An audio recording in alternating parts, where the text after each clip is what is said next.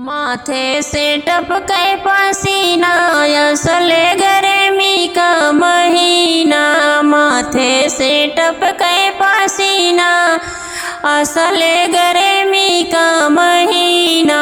जाए कहा मोरे बारे ससुर से, जाए कहा मोरे बारे ससुर से। सासू ननद दुखे दीना, असले गर्मी का महीना।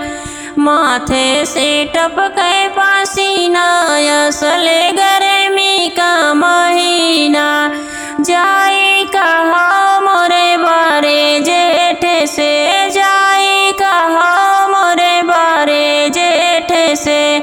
सासू जेठान दुखे दीना, असले गर्मी का महीना। माथे से टपके पसीना, असले गर्मी का महीना। जाए कहा मोरे बारे देवर से, जाए कहा मोरे बारे देवर से। सासू देवरान दुखे दीना, असले गर्मी का महीना।